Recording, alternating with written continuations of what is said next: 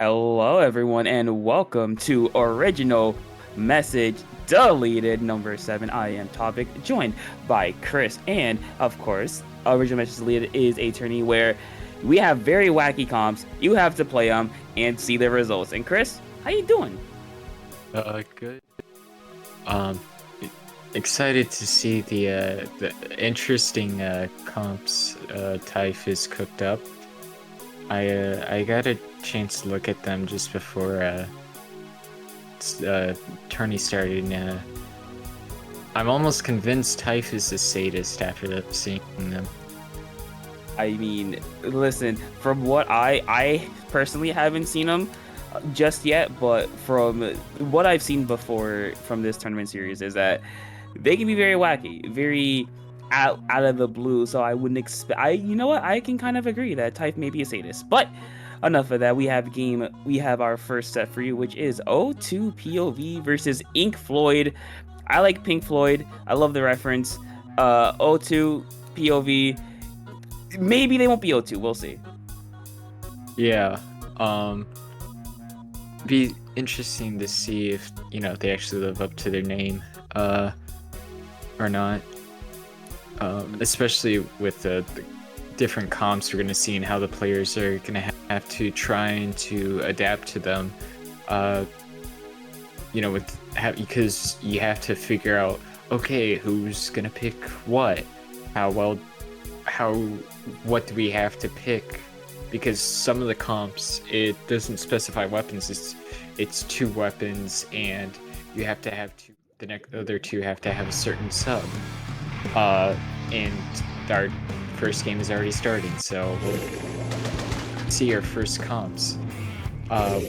First comps are going to be a Snipe Rider B, with a Carbon Roller, Vanilla Carbon Roller, and two Burst Bomb weapons. So, Duo POV, having chosen S-Blast and Glam Spatter Shot, two very strong weapons in Rainmaker, whereas Ink Floyd has gone with Katana Stamper and the Glamour Spatter Shot as well. And 2 down are already on the set of Ink Floyd. 3 down. Look at that. But they're able to stop them right before they get the checkpoint there.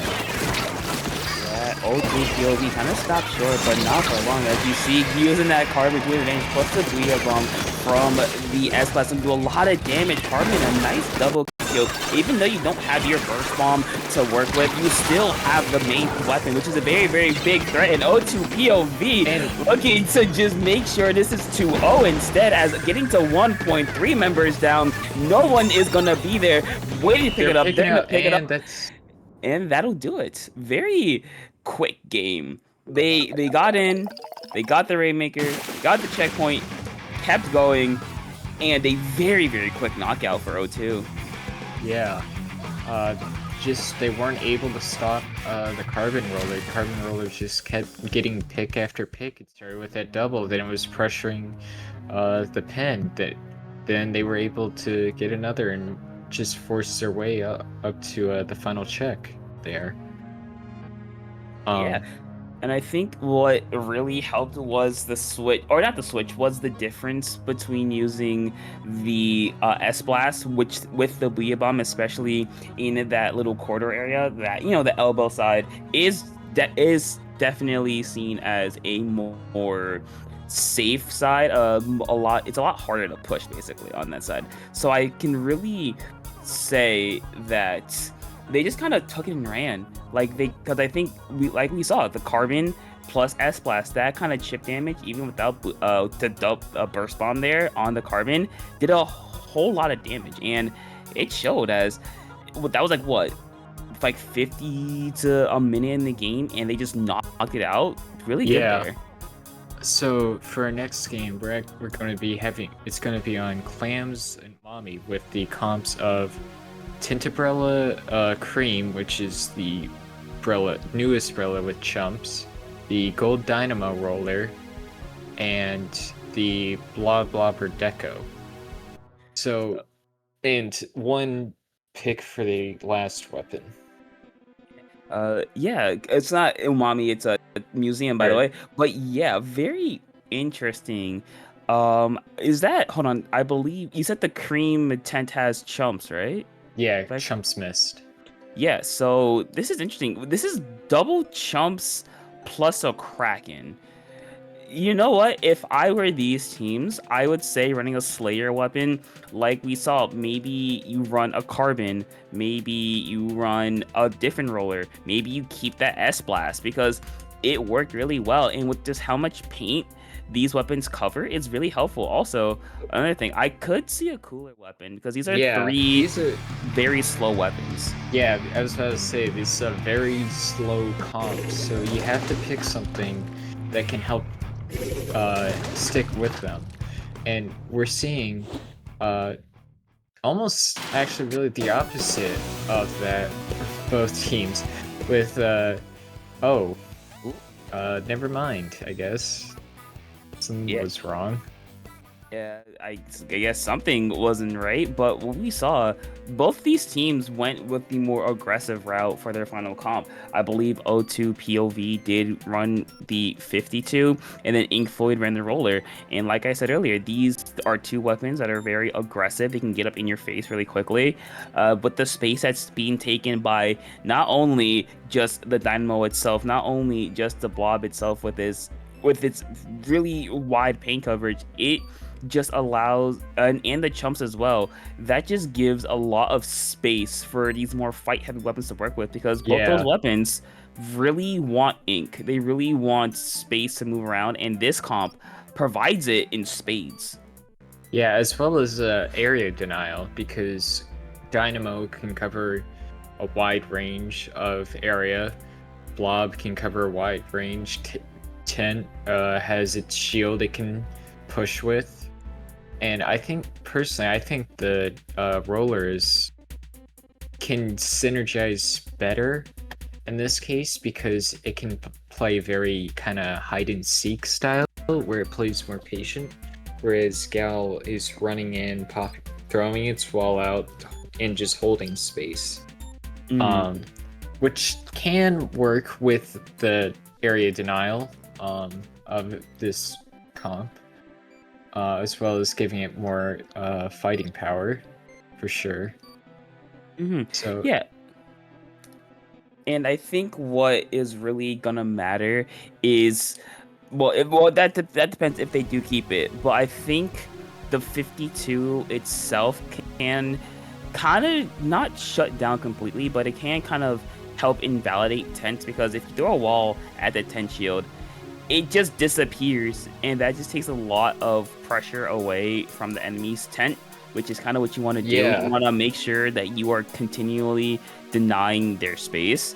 And I think 52 is personally is going to be really, really good there because if the tent can't get in place, because as you know, tent is very annoying to deal with. So if you can keep that weapon at bay, that gives you a lot of opportunity, a lot of time to work with. yeah. As well, it also something I'd like to point out with the roller is, well, yes, you'll have to deal with the wall of the 52 destroying the shield. You will be able to have send in the roller by sharking behind it potentially. So both 202 sticking with the 52 and Ink Floyd actually also switching to the 52 as well. They saw the vision and decided to switch to a complete mirror on both sides. You see what they decide to go out here. You see Slim here on the 52 going for that immediate drop, trying to back out, just keep themselves alive. But you see that O2 Pink Floyd just putting on that pressure right away. The tank, surprisingly, with a very aggressive sort of position here. But you do have that blob to back them up. Kraken really coming out here to stop them and slow them down for a second. And so far, it's gonna work, but not long. Yeah, they counter pop Kraken and make Ink Floyd go 3 down here. They're able to already score not even a minute into the game. They have a lot of clans too to back this up. It's just a matter of if they can get them in the basket. The Gal able to get up onto the top of their spawn here. Going around trying to flank. they don't have any clamps, so they're not able to keep it open, but they do get the wipe, meaning they're able to hold mid here. They already have another ball for when the basket drops, if they're able to hold it here. Yeah, but the question is, can they hold it? And so far, they are looking really well. Dynamo set up. The opposing tent is going to be there. 2 members going to go down for O2 POV. That's the 3rd member, and that will be the end of the push. Thankfully, not a whole lot of damage will be done. Yes, 62, not ideal, but it could be so much worse than planned. But so now, if you're if you're Ink Floyd, I think your best goal here is to just take space, get a couple picks, and get something going. But O2 POV says no, as the tent once again for O2 POV is causing a whole lot of damage. 2 members down, and look at that. They're back in scoring position. Yeah, and the Dynamo trading the tent there, who was trying to get up onto the top of their spawn again. Then their tent getting killed by the gals there, who has to back up, popping the whale, trying to just get some displacement. Gal flanks, gets a pick, gets 2, and then this has just been a constant trade-off. The tents, they're colliding with each other, both trying to get a pick. One pops in O2 POV's tent is able to take out theirs, tries to start a push but unable to score. They're now 2 down on both sides. Kraken comes out on O2. Kraken on both sides comes out. They have a ball. O2 has a ball ready, and Ink Floyd is 2 down now. This looks like they're prime position to score. They do, but the Gal is too busy looking behind the score. But they do eventually go in and score it. They're now down to 41 to 100. Can they get the 3rd in? They do. It's now 21 to 100. The Gal going in gets 1 pick. Can they get 2? They get 2. 2 down. Basket's about to close, and it does. They're unable to get any more clams in, but they're once again go 3 down. A lot of damage is caused. 21. The chasm is growing ever larger. 90 seconds remain for Ink Floyd to get something on the board, but O2 POV is just paying rent at this point with how much they're on the plat of Ink Floyd here. You see what they're trying to do. You got the wall set up. You have the 52 in place. You see that not a lot of clamps to their name to add to the score just yet, but just keeping up this constant pressure is working out so well for them. And look at that. Look at the overview real quick. A majority, if not all of mid is painted that yellow color, and Ink Floyd, you have to try to get something going here, because right now these trades are not helpful, especially you have less than a minute to go left in this game, and you have to get 80 points to take the lead back. Yeah, so that's 4 different power clamps they'd have to get in. And as they're pushing, they're slowly starting to take mid back here, but it's not at a rate they really want to here. They're just constantly trading and staggering, which is not at all ideal as O2 POV is pushing back. The tent, caught in crossfire, they're just stalling out here and finally going down after about 10 seconds of living in their flag. And that's a wipe on Ink Floyd POV. Looks like they're getting, O2 POV is going to be able to score here in overtime and finish the game. Yeah, kind of taking a reversal on their name, going up to, oh, yes, they did win the set, but this is a play all 3, so maybe Ink Floyd has something left in the tank for that. But yeah, it felt like for a majority, if not all of that game, O2 POV was kind of living in the plat of Ink Floyd. They kept winning their fights. They just kept up the pressure, and I think that's what helped them. It got the tent making plays. You had the blob just making sure that genuinely everything was painted, and that just worked out really well for O2 POV. And unfortunately, Ink Floyd, they were getting caught out too many times by themselves, making bad drops or just not being able to finish off kills. But hey, that's all in the past now. You lost a set 2-0, but you can still, have some pep in your step as you get a game number 3. Splat Zones on Hagglefish Market. Yeah, and the comps will be a Splatana Stamper Nouveau, a H3 Nozzlenose Viper. That's the one with, I believe, Splat Bomb and Strikes, as well as the sword with Toxic Mist Crab, and then one weapon with Inkstorm and another with Booyah Bomb. So we will not be seeing any coolers this game, just like the last one. Mm-hmm. So, what do you think you pick here to synergize? I could see Nautilus being played for the rain weapon. As for the Booyah Bomb, you have a couple options. You have Machine. You have, I don't know if you want to go Aerospray. You have Aerospray, you have Hydra for a bit of a longer range. You have Forge Pro for your Booyah Bomb. S-Blast? S-Blast as well. You have, that might be an option as well, but if you do that, you are kind of lacking in paint because you have S-Blast and a Stamper. So maybe if you feel really confident, you can go S-Blast, but I don't know. I think because, maybe S-Blast. H3 here can serve as your support with Strikes and Splat Bomb. I think with a Nautilus as the anchor, I could definitely see S-Blast here for fighting, helping with the fighting, because it also gives a Burst Bomb that the sword can work off of potentially as for a lot of combo damage, which this meta is very focused on. Well, we're gonna see as we go straight into game number 3. O2 POV looking to continue extend their lead. There's an Aerospray. Inkfloy looking to stop that from going on. There's a Machine. So actually, very interesting, and unfortunately, unfortunately, Inkfloy did not have a rain weapon.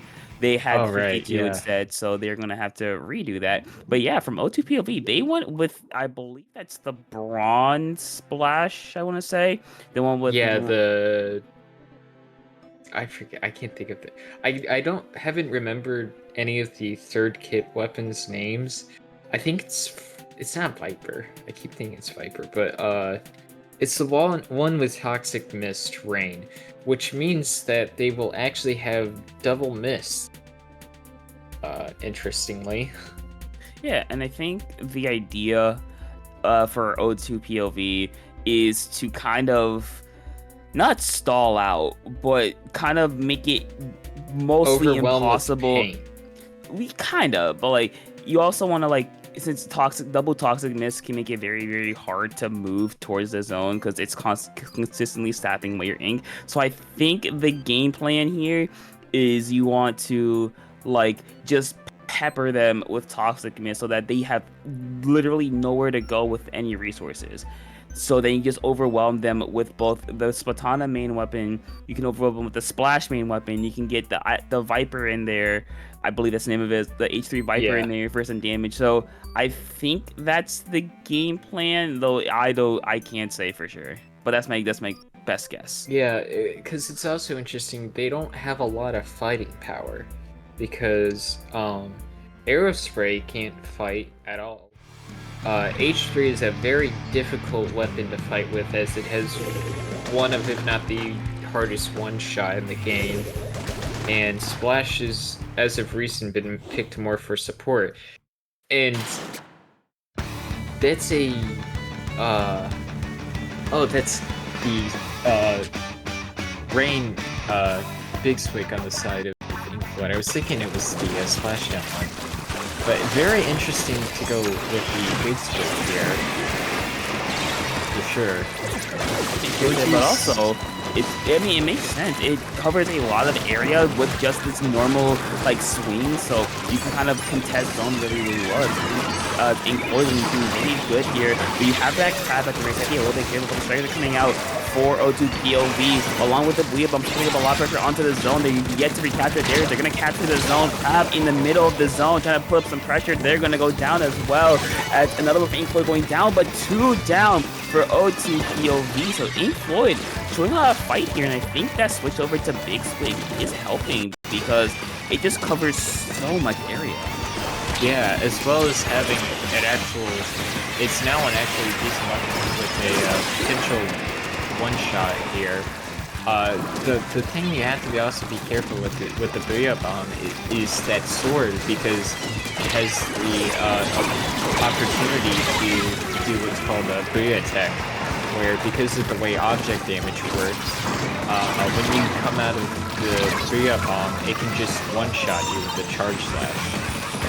And we're seeing 2 down on the side of O2 POV, 3 down actually, starting to stagger a bit as Ink Floyd hits the zone here.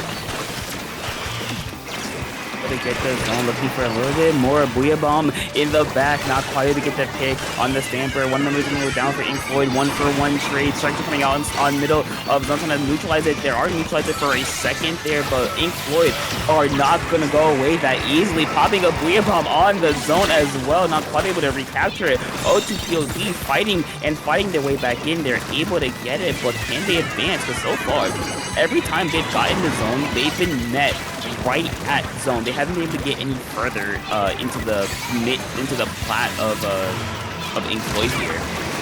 Yeah, and there's that Booyah attack I was talking about, I believe, earlier. That or the Big Swig, which also has high object damage, but I think that one of the main issues has been Ink Floyd has just been, as soon as O2 POV is able to push in, they had all their resources ready to just immediately counter push until now that the O2 POV has a more strong foothold, but both teams going 2 down. Ink Floyd able to get another, or excuse me, O2 POV able to get another on Ink Floyd. And the Booyah Bomb comes out, looking for the KO here. Crab comes out, and they're able to get it.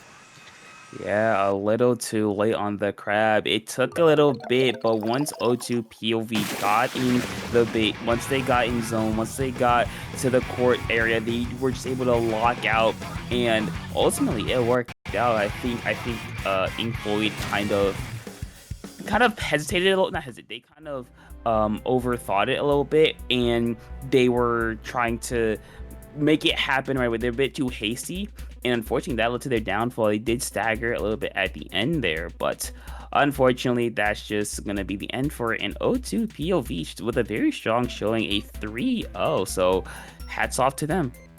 Yeah, hats off to both teams for trying to come up with inventive comps to work around the comps they are given.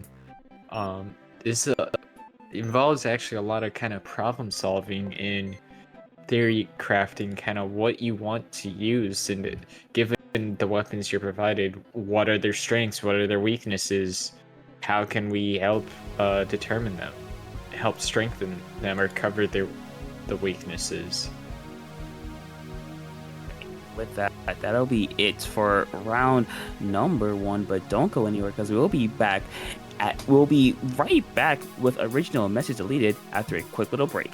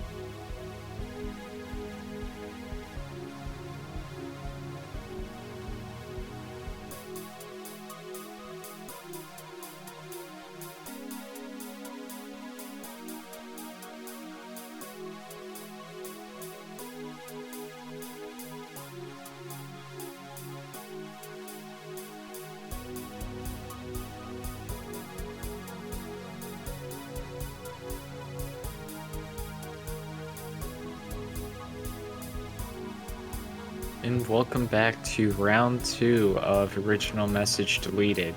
We're going to be having Inkfloyd once again, this time versus Shiv Strats. Once again, it's going to be play all 3, and we're starting on Tower Control Inkblot. Tower Inkblot, you know, it's a Splatoon 2 staple. Splatoon 3, not quite as much of a staple, but still very, very common and popular. So I'm excited. Of course, everyone knows, or everyone is mostly aware of the fact that that second checkpoint is going to be very, very helpful. But if you look at the restrictions for this one, V-Bucket, not 79, and I believe the stickers. Yeah, this is actually, you know what? This is really doable, because you have Bucket with strikes, you have Splashdown, and you have GG Booyah. So you have 3 ways of just clearing tower. So whoever made this weapon restriction, they kind of said, hey, let's give them a freebie. Yeah, I think Typh made them all, but yeah, for sure.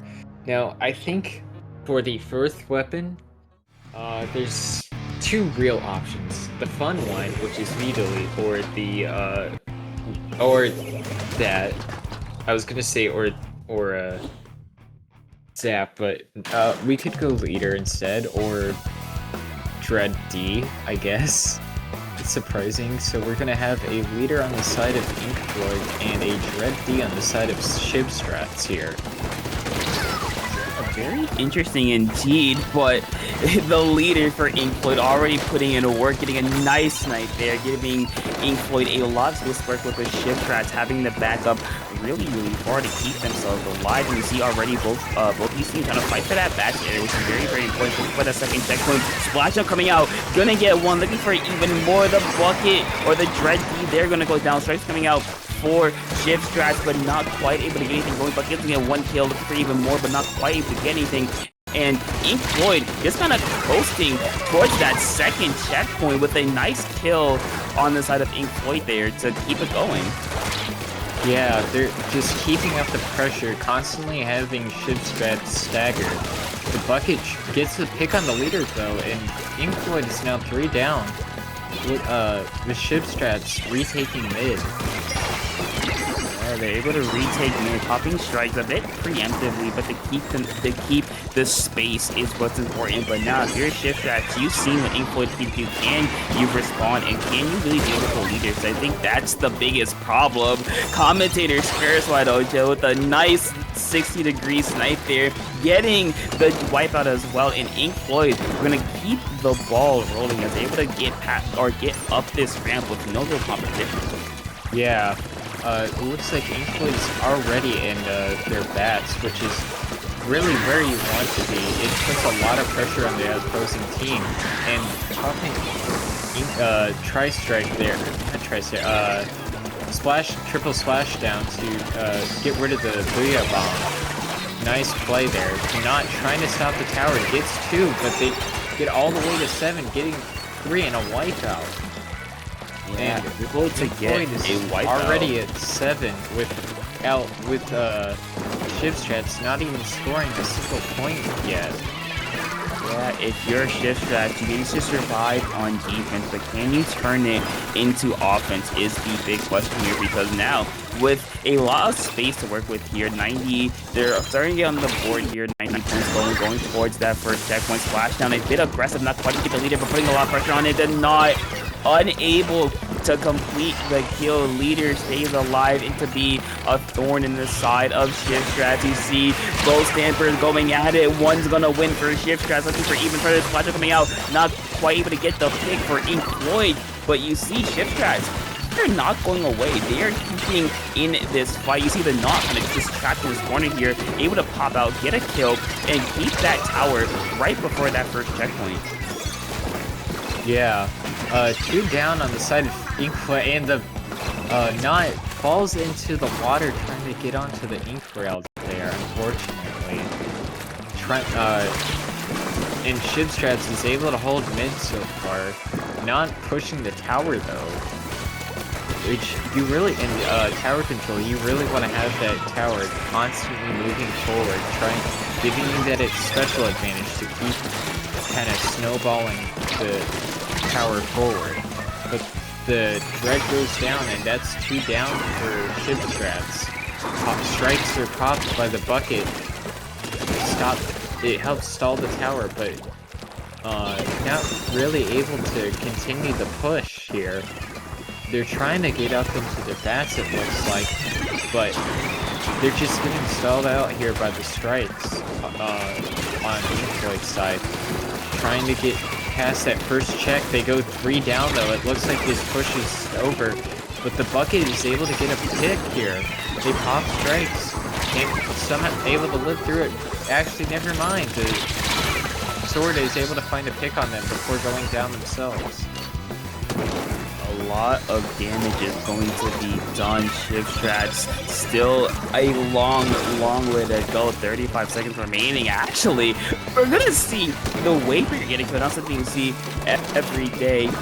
And right now, it's just a matter for Inkfloyd of stalling out, making sure Shift Strats cannot get to that tower. And so far, just this leader pick is causing so much damage here. Unfortunately, not quite able to finish off that pick here. 10 seconds remaining for Shift Strats to get something going. 2 members down on Inkfloyd is a good start, but can they get on tower? Can they get through all 3 checkpoints and get towards that goal. But unfortunately, you see the GG Booyah, you see the GG As Strikes well as Strikes. ready. Yeah, they're gonna see what they can do here, just waiting and biding their time. They know Shift Strats has to go a very, very long way. There's Strikes coming out. There's Bebop coming out on the tower. 1, 2, 3, plus a Booyah. And they're able to get through it.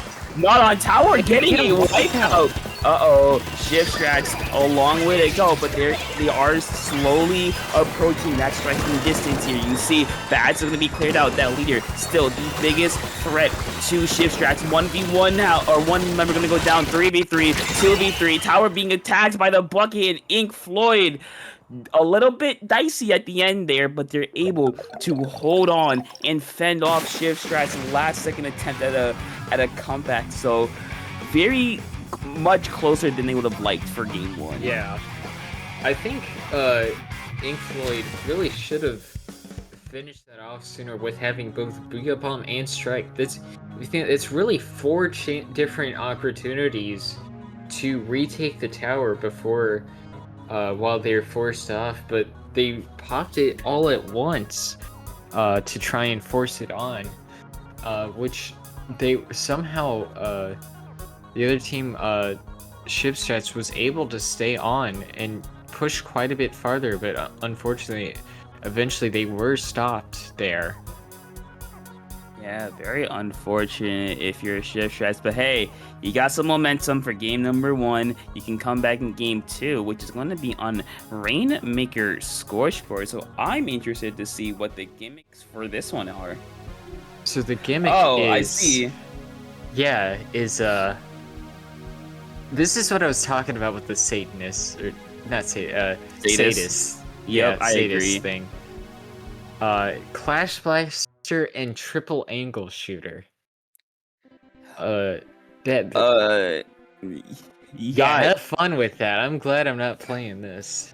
You have what do you have? You have the you have V Pro. You can pick, and as well as V Pro. Yeah, V Pro. You have, I think one of the bows have Yeah, the Inkjet bow. Hold on, I'm actually booting up my Switch so I can see what has line marker right now. Yeah, because I am like, what has line marker? Because let's see. Okay, there's Vanilla Splattershot Pro, Claws 96, Vanilla Jet Squelcher, Rapid Pro Deco, Recycled Barrel Mark 1, Blobber Deco, Slosher Deco, Big Swig Express, and Bulbs Tri-Stringer. So, along with the Clash Blaster, I could maybe see Vanilla Jet Squelcher, Claws 96 for Cooler, and then Splattershot Pro is, I guess, what the best you could build out of that. Yeah, because I'm like, you have no bombs. You have a single splat bomb and nothing else. But we're gonna see. Yup, there's the claws. There's, I believe, a big swig, and the Inkline bow on the other side, saying, "To heck with it. You're not gonna move with double big swig with rain." So if you're Ink Floyd, good luck in not having paint for any of the match. Yeah, as well as one thing that probably helped them pick the double big swig is the object damage. But actually, we say that in Reef go down on the side of Shiv Strats, and Ink Floyd is already to the first check. But the 2 down on the side of Shiv Strats, once again, they're pushing the Rainmaker in here, but goes down here pretty quickly at 45. Down at 40, they're down to 45, and they're still going 2 members down for a Shift Strat. You see the Zuka, you see the Jet out, you see the Rain out for Ink Floyd just going, clashing a pig. Rainmaker going, they get to 1 point remaining. and it's just the two members of Inkfloyd left still in the core of Shift Strats, forcing themselves back out. That Clash Blaster doing a lot of damage, something you don't see very often as it should, because it's not that good. But we're gonna see as Shift Strats are finally able to force out Inkfloyd, but you can still see mid is basically all Inkfloyd's color right now. Yeah. And 2 down on the side of Inkfloyd here, though. The bow trying to get some chip damage on the Rainmaker, but unfortunately being forced back. And they're trying to, I guess they were trying to force their way in, but the Rainmaker quickly gets shut down there. One of the Big Swigs trying to push up, getting a lot of chip damage it seems, but not any kills just yet. And then they get the ink line. Not ink line, the tri-stringer there. One goes down on the side of Shift Strats. The Big Swig trying to get a pick here, desperately, just constantly doing that vertical swing for fishing for a pick, and 3 go down on the side of Shift Strats. Rainmaker is reset, but they're probably going to be able to quickly pop here and get moving forward soon. As soon as once they get cooler here. 2 down once again on the side of Shift Strats. Strats just unable to really fight back. That's kind of the downside of having this double Big Swig, is that your fighting potential is not really gonna be there. We're gonna see Inkfloyd still just living in the court of Shift Strats, making this completely their color, dancing around with the Rainmaker. They're gonna go down, 2 minutes to go left in the game, but Shift Strats just trying to do what they can to hold on and keep at least a little bit of hope going, popping a rain in their own court, try to do something here, because right now Inkfloyd has everything in their color. And when I say everything, I mean everything in their color. If you're a Shift Strat, get something going, Bo gets a kill, 3 members down, another one going down, that's gonna be a delayed wipe, and just Inkfloyd clearing it out. The bombs trying to do something here, but it's not going to be enough. Clash Blaster is going to hold on for just a little bit longer and force Inkfloyd at least back for now.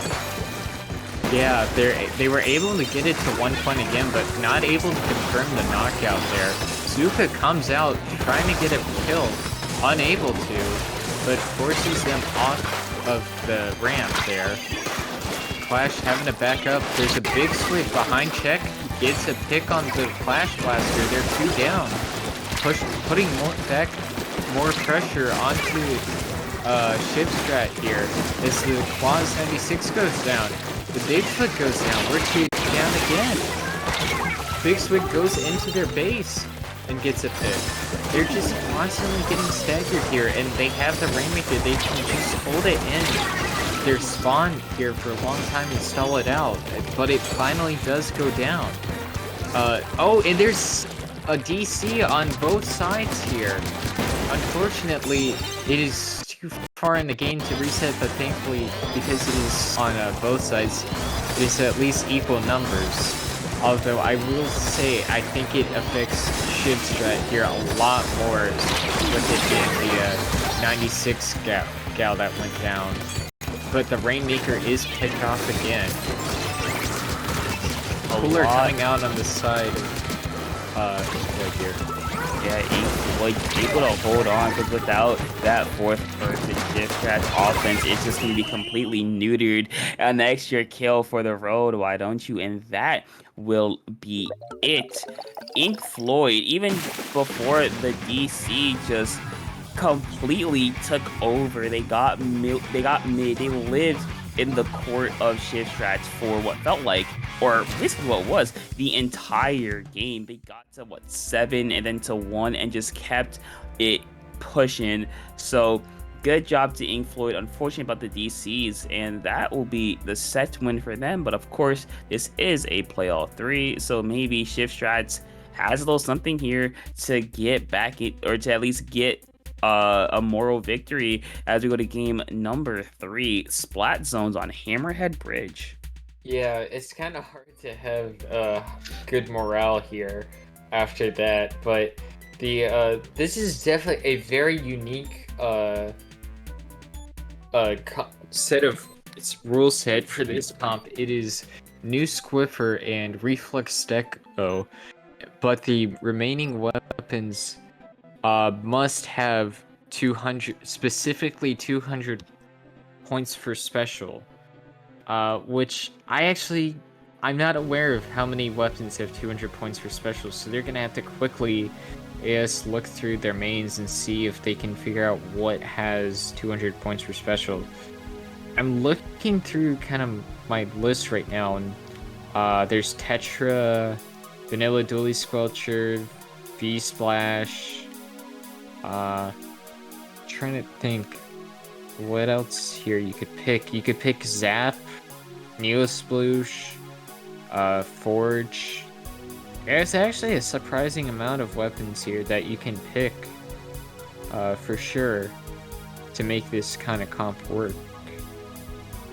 Yeah, because despite it being 200, that's not, I don't say very restrictive, but it's not as restrictive as you might think, because there are a lot of weapons with 200p. Like you said, Yeah. Zap is there, so Headed that is also 200p, as well as S-Blast.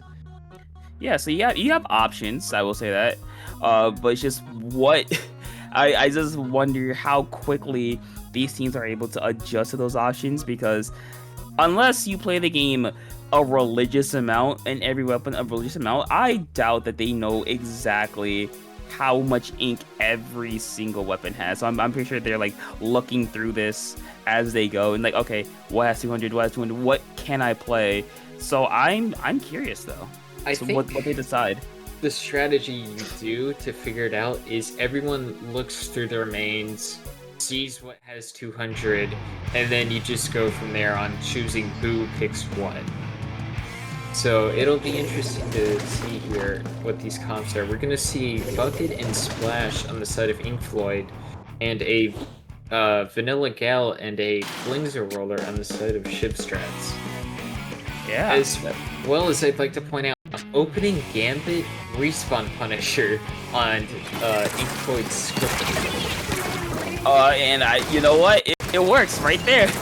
Just seeing why a bit of a confident play, but so far it's working. They got a pick, they got an assist, so they're still rocking and rolling with that opening game. Big Secret side coming out for Ink Floyd, trying to push the pace, not quite able to get the pick there, but able to do enough to take on neutralize and try to do something here. This caster coming out from the Swiffer, trying to get something going here, but Missile plus the Whale able to survive, but not for long. That would be the end of that life. Tab coming out for Ink Floyd as well, but so far it's just been remaining in neutral with Shipstrat trying to get the zone back. They are able to and potentially try to push up here, but it is Hammerhead, so it's a bit hard to push up.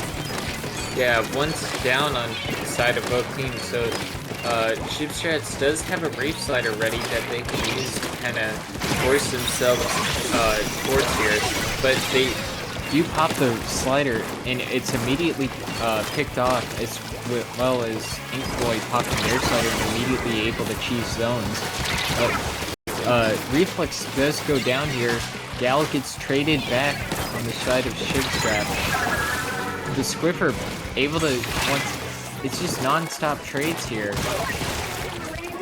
Yeah, Two down on both trades. teams. Yeah, a lot of trades pulling out. Ink Floyd looking to get that lead. They're able to get it with the help of those strikes, making a smoke screen of Swords and Shipstrats now forced back. This is coming out from them. You see the Reflux trying to get this bucket, just staying alive somehow and making sure that they cannot do anything. Shipstrats slowly closing in on that zone, not quite able to capture it, as Ink Floyd is still going to be there. Splash doing what they can to dance around, get a couple picks, a couple grabs here. Retry coming out as well, able to capture the zone. Splash still alive somehow, not able to quite get a pick just yet, but just keeping themselves alive for as long as possible. The Rusa says no more shenanigans, able to get that pick, and now Shipstrats can finally start to score as they're through their penalty points. Yeah, they're trying to, Ink Floyd trying to push back in, but they unfortunately go 2 down before they're really able to. They have a Crab as well as a Zipcaster to push in, but they just need numbers here. And it looks like Shipstrat is gonna take the lead before going, before Ink Floyd is able to pop their specials, and Still not able to fully cap zone, but there they go, able to put a penalty on them and stop their push there. Swiffer able to trade out with the other one, or able to get a pick out the other one. Gal goes down, that's 2 down on the side of Shivstrap. They pop missiles here. And they not really able to move in with them, unfortunately. Yeah, we're gonna see what Shivstrats can do. Missiles were popped, not a whole lot is gonna change from that. As you see, Ink Floyd just having all of mid painted, even have the ramp of Shivstrats painted, that little entryway, and just holding it for dear life, looking to get that lead here. They're gonna be through the penalty points in a little bit here. Recutter gonna neutralize. No, it's not gonna neutralize it. They're gonna go down instead. That's gonna be lead for Ink Floyd. Strikes coming out as well. One's gonna go down for both sides here. 52, not quite able to get a pick on a splash, however. So that's gonna help Shivstrats really help. Recutter just keep zone neutralized, but not for long. They're gonna go down. 2 members down for Ink Floyd painting the zone, and that will be Shivstrats with the zone. The Whip are able to get a pick, however, and now Shivstrats fighting back really well. A minute to go left in this game, and they're still in it. If they can get a good hold here, get up into that ramp side of Ink Floyd, this could be a win for them. But the question is, can they? Yeah, that slider that Ink Floyd popped there right before zone was capped probably scored them all the way down. It probably would have stopped at 13. They were able to get down to 4 because of it. They just need a good Chipset just needs a good hold here, and they can usually take back the lead though. But unfortunately, the Smoker goes down and is in the zone, so that's a lot of pain. And they're able to Ink Floyd's able to capitalize off of that. Crab goes down. 2 down on the side of Shivstrap, 1 on the side of Ink Floyd. Missiles are popped. So, as well as the slider on the side of Shivstrats. They have strikes ready. Ink Floyd has strikes ready, which they popped and are able to hold zone with. And that is going to be yeah, 3-0 for Ink Floyd. Yeah, that would be 3-0 for Ink Floyd. You saw at the very end, the Reslider was popped in zone, but unfortunately, it just wasn't soon enough. And Shivstrats, they did fight back really, really well at the end there, but unfortunately, Ink Floyd, they just had it. You saw throughout the majority of the game, Shivstrats, they did have zone, or they did have lead, and it's just Ink Floyd kept chipping away at it, and chipping away at it, and chipping away at it, and eventually they got the lead, they got the hold, and they got the win. So shout out to them for being really resilient there. Yeah, zones is a very it's not over till it's over kind of mode. A team can get a reverse push for the lead at pretty much any point in the game there, for sure. And we're going to be now, I guess, waiting on the start of our next round here. Yeah, we're gonna be waiting for the start of our next round, but while we do that, we're gonna take another very, very quick break before we get back to you with more original message deleted number 7. We'll see you in a few minutes.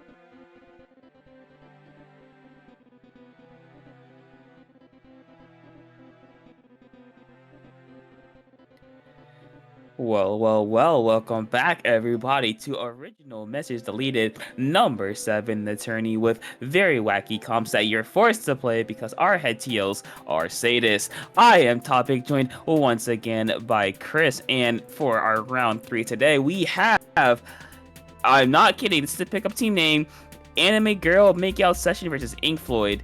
And Chris, I think they could have done so much better with the pickup team name, I'm just saying. Yeah, I definitely have seen worse. Like, well, who was someone told me Fent behind the schoolyard? Kraken told me yeah. Fent behind the schoolyard. Yeah, is one team name I've seen before. There definitely could have been worse, but we're gonna be getting into it with game 1 on Clan Blitz Umami, and the restrictions are. You have to run an ink brush, paintbrush nouveau, and weapons must be of the brush class. Okay, and a 3v3? Yeah, and it's supposed to be 3v3. Okay, well, this is gonna be very interesting because you have hammer, that's good. Can you do anything with it? I don't know, but there's one. They're still looking for a third one. Able to get a wipeout on Anime Girl, a very strong start, surprisingly. Yeah, and able to already be scoring. They caught the missiles, but like right in front of the enemy team, so they immediately got down. And they're already white. Ink Floyd trying to retake mid here, hoping to get a counter push quickly here. They had Zuka ready, but and they're already dead to, I don't even know, I think a bomb killed them. We're gonna see. Well, the good thing about running all brushes is that you can move up very fast. The bad thing is, how do you get in? That's the big thing, like undetected. But we're gonna see here both these teams are gonna be back in neutral. Ink Floyd a bit on their back foot here, but we saw in game in the last set that they managed to come back. So we're gonna see if they can do that once again. But Hammer's coming out for Anime Girl, going straight for Shark there, and that will be a wipe on the side of Ink Floyd. And you see Anime Girl already getting set up here with mines beneath the basket. Beware, that is indeed a minefield. Yeah, you've really seen how much easier it is to get wipes here in a 3v3 compared to a 3v4. As we once again, Ink Floyd gets wiped right there, and Anime Girl is still in their spawn, but fortunately Ink Floyd is able to fully clear them out now and try and retake mid here. Trying their best to retake mid. We have 3 minutes to go left in this game. It's still anyone's game technically, because although it may seem like the Ink Floyd is not yet out of this, we're gonna see if they're able to push in. Getting one is a good start. Zuka's coming out for them as well. 2 members down, just the one by the ball. Unfortunately, they're gonna get a pick, gonna get 2. Not quite able to get the last one, but enough time for their team to respawn as Ink Floyd able to get on the board, but it's still not gonna be enough as only 74 points compared to 49. And we're halfway through this game, and it's still anyone's game. Yeah. But I think part of what especially makes it much more anyone's game is the fact that, as I said, it's a 3v3. The picks matter a lot more. You can easily snowball picks off of them. And so we're seeing that with Ink Floyd being 3 down and them and Anime Girl slowly pushing up here. And with those rushes, able to quickly move around. You're able to quickly capitalize off of those picks. Missiles coming out on both sides. And 3 go down on the side of Anime Girl. Ink Floyd trying to get a ball to quickly capitalize on it. They're able to move in and score, but immediately go 2 down right after. They're trying to get plans in, but then wipe themselves. And look at this. Anime Girl's already in front of the basket, trying to push in again. It's just gonna be a constant back and forth of who can counter and stop who is quicker here. And Anime Girl is able to get 2 down, both 2 down, and then Ink Floyd wipes. Anime Girl still able to score even more. They're getting down to 30, 25 still, and his basket is still fully open. One down on the side of Inkfloyd. Can they get more clams in to score in time? Another wipe on Inkfloyd, but their basket closes before they're able to keep it open. Not quite able to keep it open for long, but you see how aggressive Anime Girl is being right now, popping the whale as well, getting another score in before Inkfloyd has a chance to react. You see a flank from the paint where it's not quite able to get a whole lot here. Just brushes swinging left and right. 30 seconds remain, 13 points, 3 or 4 clams away from a win. 3 clams remaining for the win for Anime Girl. Not quite able to get it, but 20 seconds remaining. The missiles raining down hellfire from above, and Anime Girl getting a wipeout as well. 10 seconds. The ball has no opposition to getting in there, and that will do it. A very wild, wacky game as Anime Girl Makeout Session will win game number 1 with very funky rules, I will say. Yeah, it shows how fast-paced and just how much more chaotic this game is when you change something as simple as the number of players on both teams, and how quickly that can cause a constant trading and snowball effect. Now, granted, that's partly because of the fact that it is 3 ink rushes, a weapon class that strives in its ability to have high mobility and quickly move in. But on our next game, we will be having 4-player rosters instead on Zones Ramen. Zones Ramen, but the restrictions are, I believe that's the splashdown big swing. Splashdown torpedo. Yeah, I have no idea what the undercover has. I'm not gonna lie. I think it also has torpedo. It's torpedo whale. I don't know why you would have. To be fair, who memorizes the 3rd kit of the Splatbrella? No, it's undercover. That's undercover umbrella. Sorry. Excuse me. Undercover, I meant. And then finally, for your cooler, you're gonna be having a vanilla dapple, and for your 4th, you can choose whatever you want. So it'll be interesting to see what gets picked here, because you have a cooler, you have a kind of support, you have a skirmisher. Do you pick another Slayer, a backline? You know, what do you think you pick here? I would say you probably want to go with like a more mid to backline-ish weapon, maybe something like a heavy edit, maybe something like, oh, not heavy edit, maybe heavy nouveau, maybe like a bit of a longer range option, because these 3 weapons are very, very, very aggressive. They want to be in the enemy face. They want to be up close. So I think having something that can be more of like a rock, a bit more not subtle, a bit more stable would be helpful here, because these 3, they're gonna go in and die, and you have to have someone back there to kind of help with that. Yeah, providing gems, but also being very mobile to help kind of move in and help assist with any fights they have. It'll be interesting to see how they run the dapples, because you kind of have to play it as someone who plays dapples occasionally myself. You kind of have to have a balance of figuring out, oh, I'm close to cooler, I should stay back in pain, and oh, I just popped my cooler so I can go in now. So you have to constantly be switching much more fluidly between Slayer and support compared to other weapons.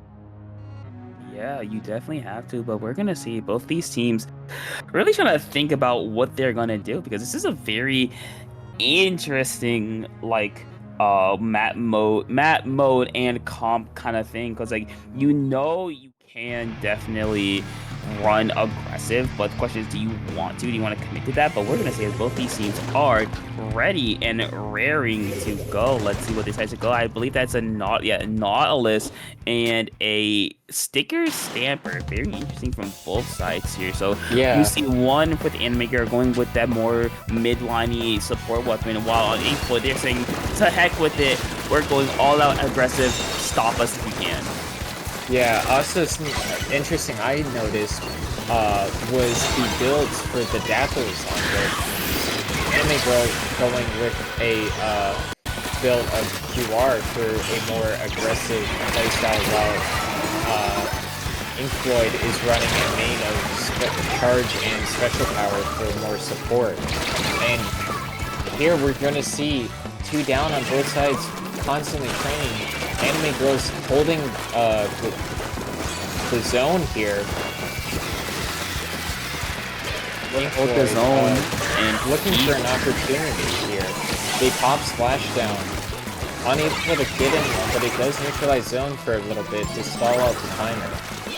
It does all the timing, but not a whole lot else. Oma, unfortunately, wrong place, wrong time, my friend. As the sticker stamper does get a really nice one-shot, gets another one look for even more splash coming out. It would have canceled the Booyah Bomb just in time. A pick of the knot really did help counter that Booyah Bomb specifically. We're gonna see what else they can do here with this advantage here. They're able to get the zone back and able to get some, able to start eating their penalty points. Yeah, for sure. Getting down to all the way to 20 or 34 here, but Inkfloyd is able to recap. Pushing forward, they get one. Both teams go down. Both of their umbrellas here are down. Anime Girl reflips zone. Both players popping splash down there and getting traded out. 3 down on the side of Inkfloyd though. And it looks like Anime Girl is going to be able to just push in for free here for a bit. The Dapples does go down trying to get a pick. Inkfloyd trying to get a counter push started. Kind of struggling to though. And there's no penalty points for Anime Girl. They're just scoring to KO here now. They're looking to KO here, flaying from the Dapple, able to get something going, but not a whole lot. 15 ticks remaining. Inkfloyd trying to do what they can. They have to kind of rush their zone here if they want a chance at neutralizing. They do flip it. Actually, a huge penalty for the side of Anime Girl. The last member gets dropped on by the sticker stamper, and that will be the end of the push. And Inkfloyd very, very quickly turning things around, as we see right here. They're up in this ramp. They're getting someone on snipe. Nice one by the sticker stamper there, and 2 minutes to go left in this game, and suddenly Inkfloyd, it doesn't look that far off now. Yeah, they definitely can, as I said, Zones is a map where it's not over till it's over. Although Anime Girl is able to get the zone flipped here, trying to start and push into their base. Inkfloyd pops the Booyah Bomb, not able to get any picks off of it, and quickly the sword gets shut down in a 2v1 there. They're able to get the zone back, trying to push up here. Zone's neutralized. Anime Girl recaps it. And 1 down on the side of Anime Girl. Zone is neutralized. Inkfloyd trying to recap here to restart their push, but unable to. They're gonna see what they can do. Not that long, running about 10 ticks about, and that will be neutral. Plus a splash now, able to recapture the zone, and Inkfloyd fighting back with all they've got. A minute to go left in this game. Trying to do something here. We see Inkfloyd trying to stay around this ramp area, try to make sure that Anime Girl has nowhere to go. Splash down in zone, not quite able to get it. Gets 1 for 2, 2 for 1 on the side of Inkfloyd. You see this, the big swing doing what they can. Splashdown coming out.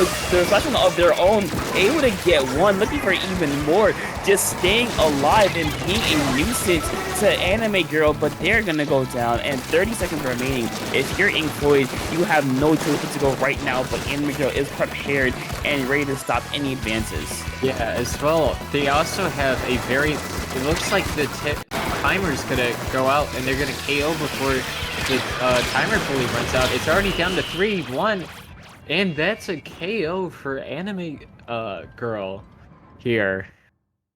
Yeah, that will be a KO indeed. We saw in Floyd, they really did fight back. Just unfortunately, just I think they just got picked off at the wrong time, and Anime Girls took advantage of it. We saw kind of at the end there the big swig for Ink Floyd. They really did do a fantastic job of drawing attention away from their team, away from the zone, and getting it all on themselves. Just unfortunately, the rest of the team just went down in fights, and that ultimately was left fruitless for the big swig there. So unfortunate thing there, Anime Girl will win the set 2-0, but of course this is play all three, so we're gonna have game 3, which is going to be on Tower Control Sturgeon Shipyard, not one we see a lot. And for the restrictions, we're gonna have Dread D with Wavebreaker, I believe, yeah, the NZAP 89 with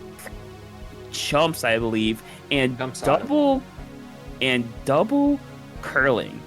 I see Heavy Edit and M-Parries as the two clear favorites because you have a cooler option, which would be very, very helpful. Then you have you have an aggressive weapon with the end parries, but also on top of that, you can switch it up. You can have a roller. We might see a roller, but I don't know if you really want roller on tower. Heck, if both these teams are feeling up for it, you have, of course, the Clash Blaster. You have options.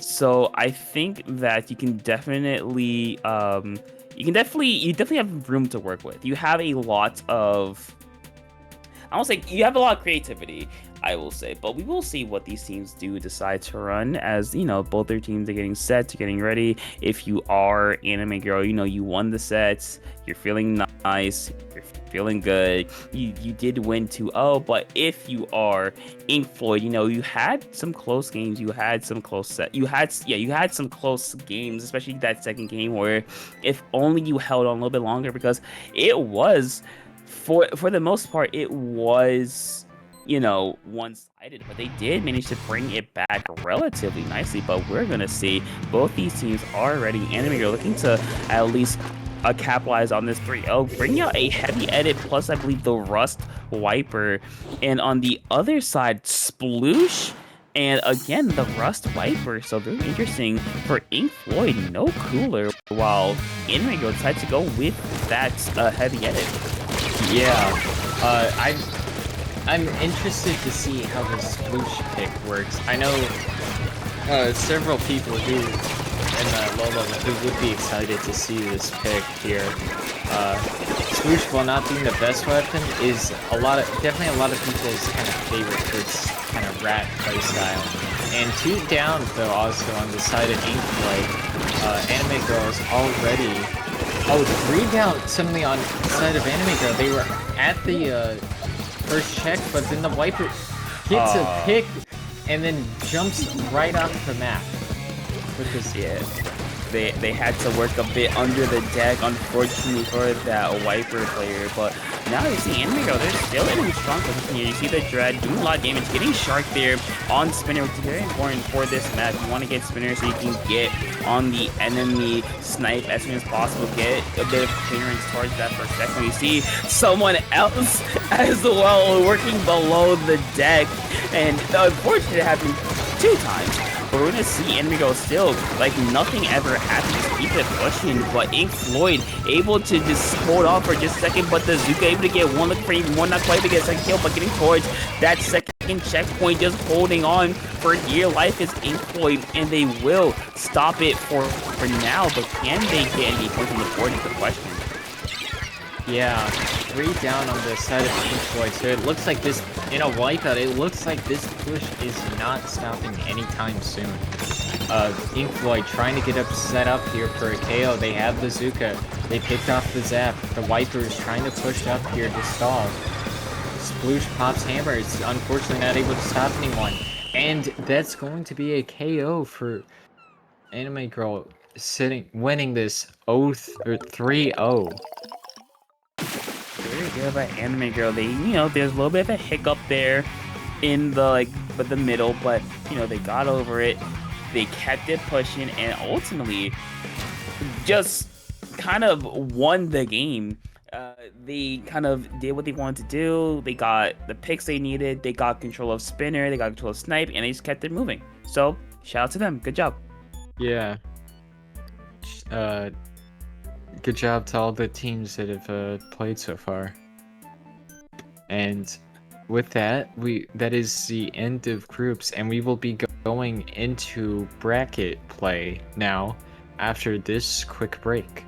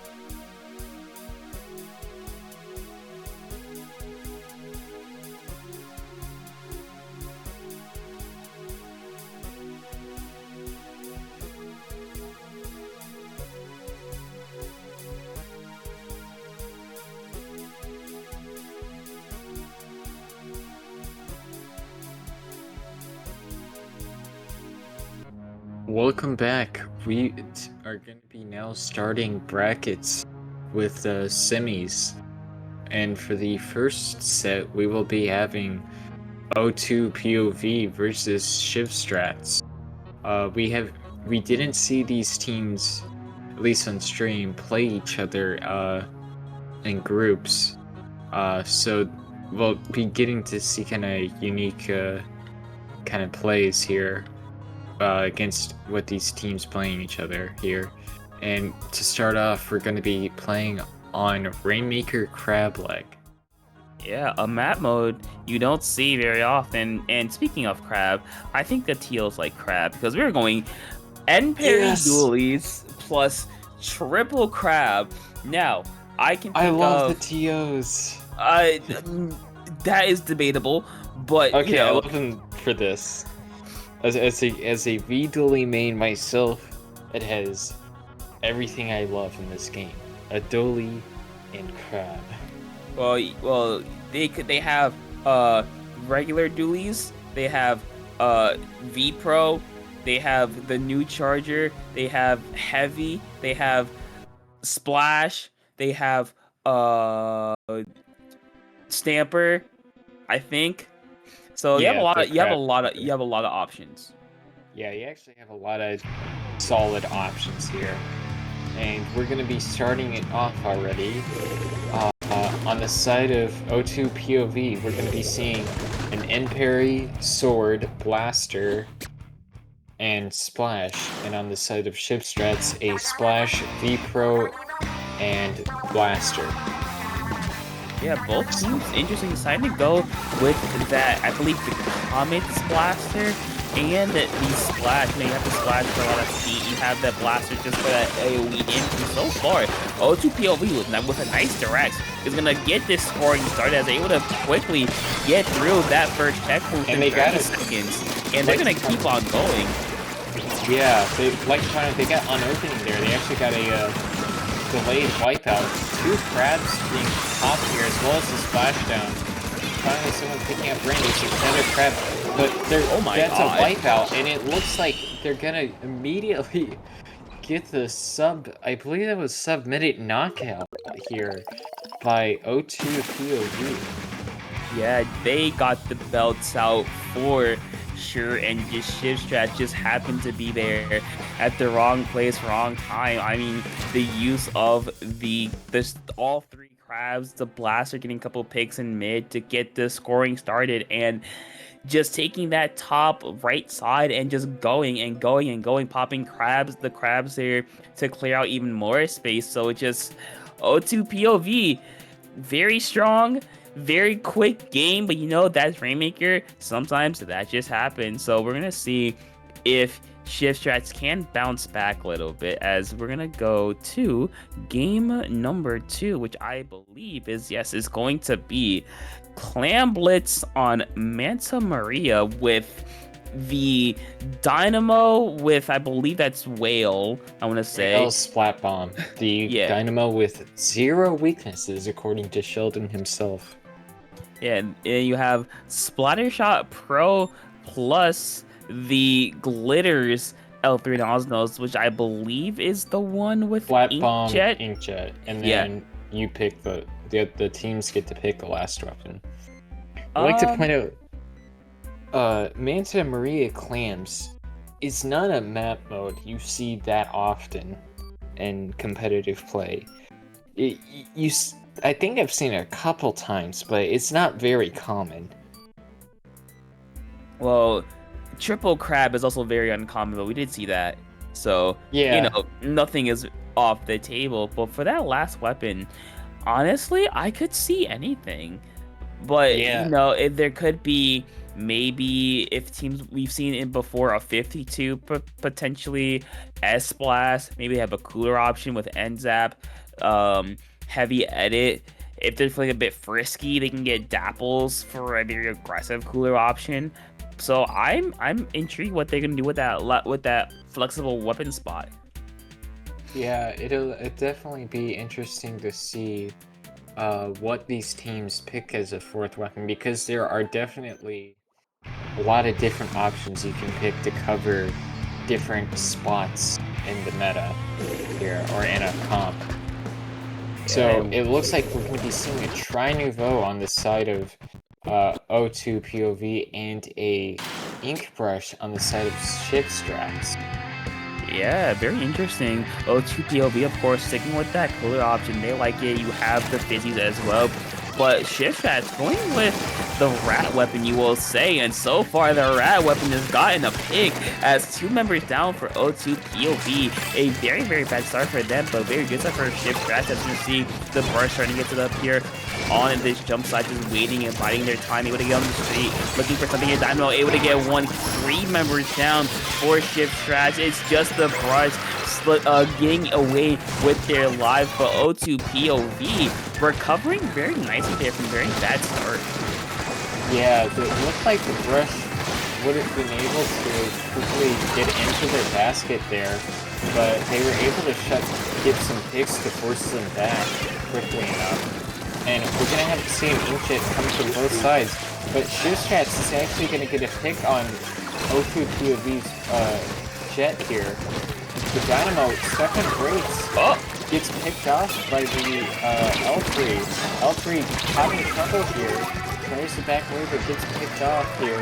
And it looks like O2 POV is starting to make a push here. Yeah, they're doing what they can, able to clear out the street for now. Not a whole lot, just gonna come out, clearing off that elbow, gets 2 members down, gets the Dynamo left for Shivstrats, forced to stay alive as best they can. They're gonna go down, not before getting a pick, however, the ball not quite gonna expire as OTP will get it close, couple more, 54 points on the board, remaining, going for even further points, 45, 42, looking to go even further beyond. Another one's gonna go down, 39, 30, not 36 quite yet, but he's a pro coming in, able to get one, able to get a second, no, not quite. And Shivstrats, despite a very, very tumultuous kind of push there, they're able to stop it before they go. Eventually got a knockout there. Yeah, they did go 3 down, but unfortunately they were able to pick off O2 POV to make them go, or to actually make them fight there. Fortunately, before that happened, but O2 POV able to sneak behind on the flank into their base and score once again, forcing Shivstrats to have to turn around and go back and deal with that. And the Dynamo gets 2 before being traded back. 3 down on the side of O2 POV. Excuse me, Shivstrats, not O2 POV. 2 down on both teams here. The L3 gets picked off. And it looks like we're back in a stalemate here where both teams are trying to retake mid. We're gonna see if Shivstrats can get it in, because I feel like after that first double kill they got at the beginning of the game, they've been stuck in either mid or their screen. It feels like they haven't been really able to advance, because O2 POV, they just keep it pushing this entire time. They're keeping up the aggressiveness. They're keeping up this fight. You're going to see the Tri-Slots are actually being the aggressive one, able to get Cooler off, but not quite able to jump out. Able to get a pick, I believe, with the Fizzy Bomb, so very, very good there, but not a whole lot else. It's just the splash, or the pro left for O2 POV. They're going to go down to the Inkjet with 90 seconds remaining in this game.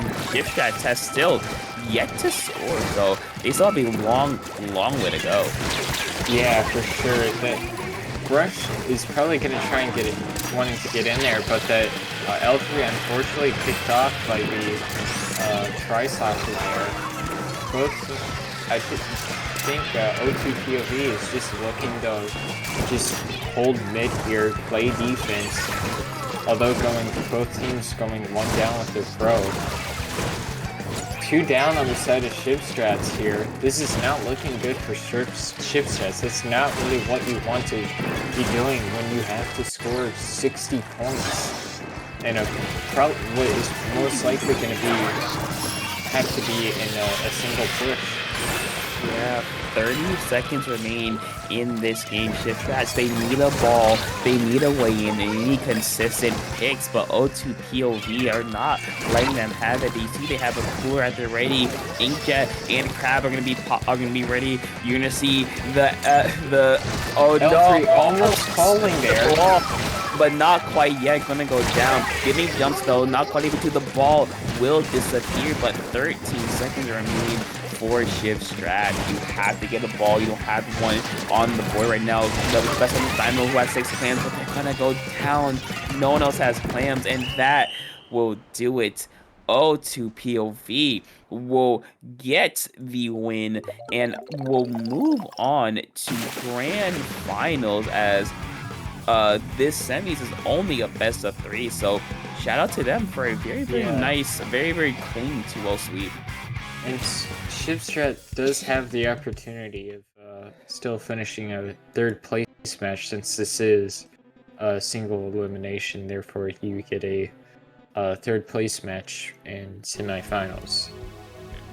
Yeah, shout out to O2 POV, very nice win. Shivstrats, unfortunately, you will be forced, or you'll be placed in the bronze fight or the bronze stage here, as O2PB will be looking to take the gold. But before they do that, we're gonna have to wait a little bit for the other semis to finish. So while we wait for that, we're gonna take a very quick break before we're back to you with our grand finals for this edition of Original Missions Deleted.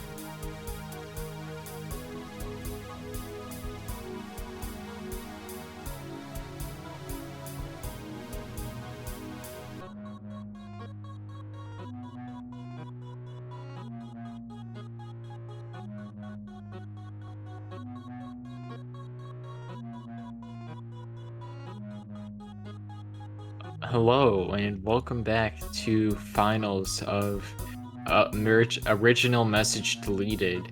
This is going to be a best of 7 set between O2 POV and I have to say this out loud.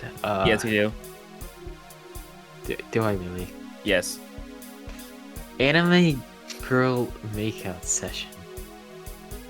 Anyways, first the first map is going to be Clamblitz on Museum Delfonsino. Yeah, Clam's Museum, with the only requirement being a Splattershot Junior, and the extras is that the other weapons, they need to be non-lethals, they need to be Squid Beacon, Sprinkler. Actually, it just Angle says shooter. non-lethal, so it can be technically it can be not just those 4. It could be also a torpedo or like ink mine. Well, yeah, but that's a bomb technically. But it's Like- not a lethal. Yeah, but like Splash Wall should also be there. I think it's just because we couldn't fit it in the graph. There's also burst bomb, which is non-lethal. But anyways, we're getting into our first set here, with O2 POV once again running the leader with the Kraken leader, as well as a vanilla Explo, and then a custom blaster, and of course the junior. Yeah, but I'm more interested in the double Wecco for the side of Anime Girl, because that means you have double missiles plus the, I believe, Squid Beacon, so you can move around a lot.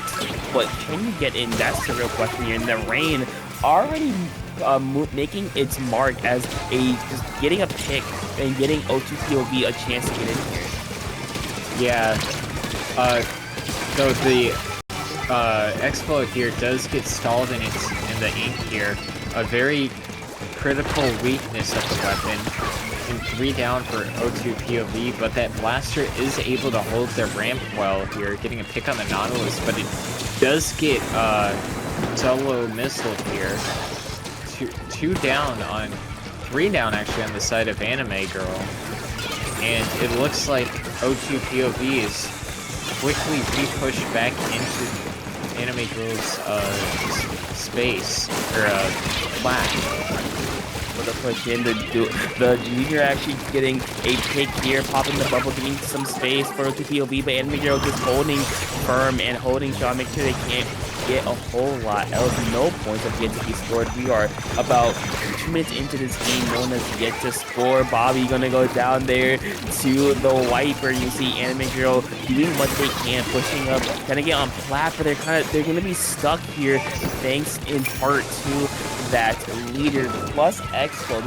This double backline comp is really good at securing or just kind of turtling up and making sure that Anime Girl cannot push forward. Bubbles can come out, but not a whole lot. One of them go down, 2 down for Anime Girl, looking for the third. The wiper staying alive, sacrificing the ball to stay alive a little bit longer. Ace gonna go down to the wiper, 1 shot, and Anime Girl making this possible, going and actually getting a score off. Very unlikely that's in that scenario there. Yeah, and I almost feel like Anime Girl knew what O2 POV was going to pick the double backline because of the fact that they have double missile, which missile is a very good tool for moving backlines out of the way and forcing them out of positions. Here, 2 down on the side of O2 POV as they were trying to start to getting pushed there, got quickly shut down. Anime Girl trying to get a pick on this leader so they can freely move up here and move around the map. Constant jumbling of the ball here. A bubble is popped on top of Spinner.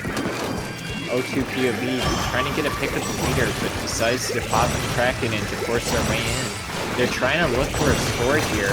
They just need a 1 clam and 2 power, and 1 power clam and 1 regular clam, but they go 3 down, and that's a delay.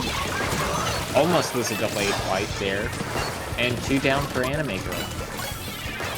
But Anime Girl, they do have the lead, so they can kind of, you know, rest a little bit here, but not for long, because O2 POV was in their backline. I believe it was either a Beacon or the Blaster was going to be there. They are going to get on the board, but it's not going to be the lead. They don't have any extra clamps, so they will go to 81 to 80. So now O2 POV, you got to do it once again. You got to get lead. You have a minute to go left in this game, and so far, Anime Girl, they haven't been giving up a lot of space. In fact, they've been the ones that have been aggressive. They've been the ones that be making these plays. They're able to score, but any follow-up is going to be minimal here. Yeah, and once again, making it to where if O2 POV wants to take this lead, they have to get another clam in. They can't just solo push a power clam in. They have to have some sort of follow-up here. As 2 go down for O2 POV, that's not what you really want to see in this last 30 seconds, for sure.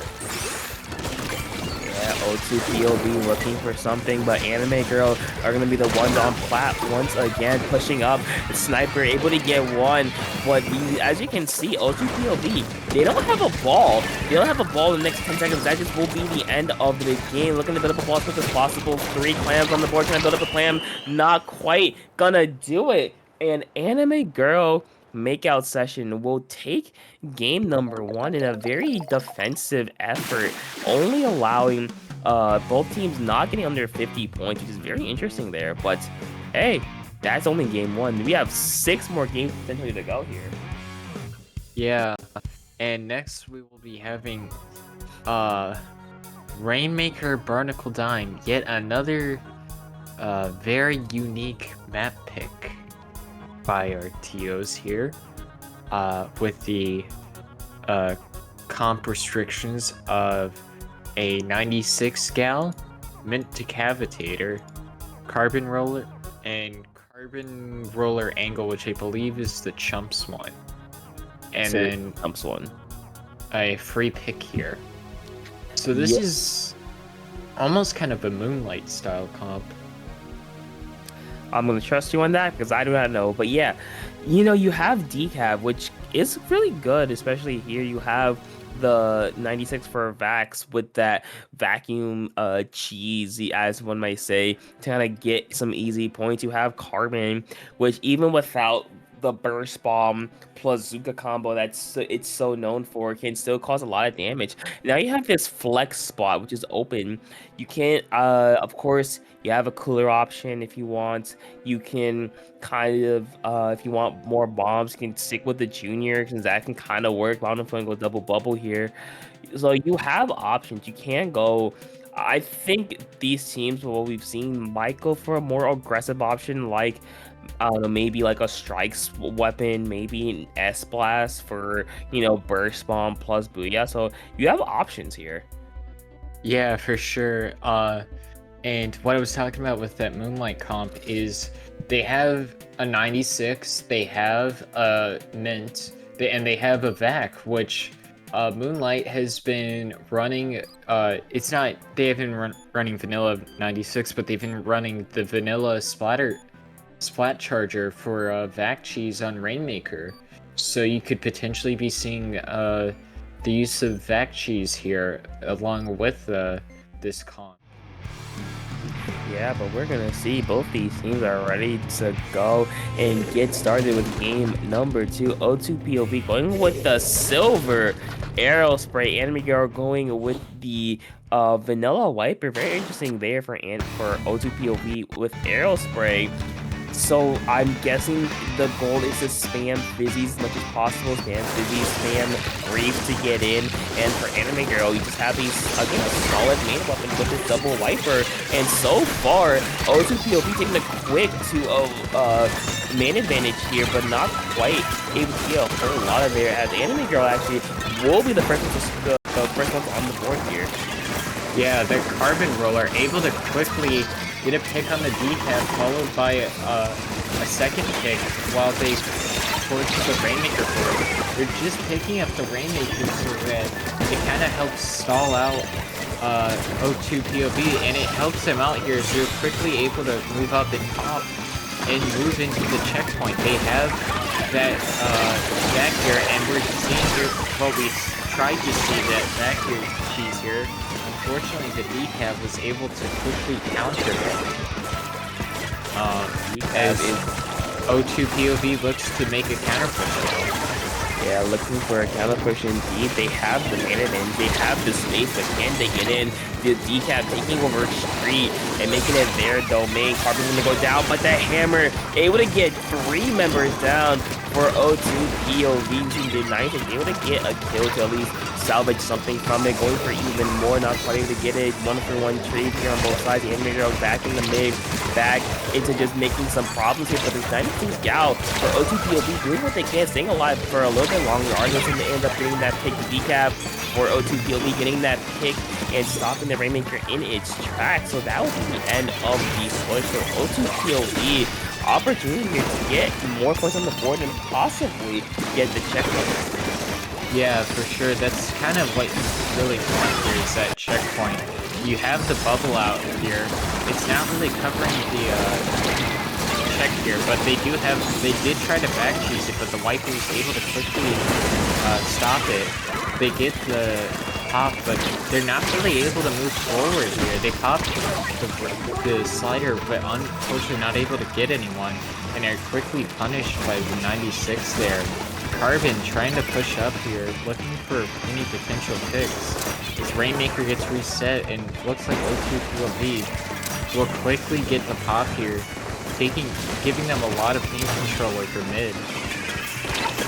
A lot of paint over mid, able to get the Carbon actually very huge over there. Now O2 POV a lot, again, you've seen this before with their last pick. They got a lot of space, they got a lot, but can they get the checkpoint? No! Once again, the hammer from Artemis coming in clutch at the 11th hour, saving them, making sure that this Carbon cannot move and that they're restricted in their movement, as Anime Girl was gonna hold on and get the Rainmaker at least a little bit farther away, but mid decap able to get one, not trying to get anything else, but still, just keeping this checkpoint is huge for Anime Girl, because that's stalling out a lot of O2 POV here. Yeah, and we're really kind of seeing the main issues with back cheese is every time one team pops it, the enemy either, in the case of the enemy meant punishes them, or in the case of, and that actually is saying that that's a wipe for O2 POV, as they're able to, looking to KO here, unfortunately getting stopped at 13.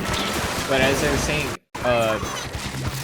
Anime Girl has 2 weapons here that can very easily punish that back when it's popped, as they go 3 down here, with just the Carbon trying to stay alive and hold them off. And they're able to get the KO quickly, able to pick it up before the Carbon is able to splat them.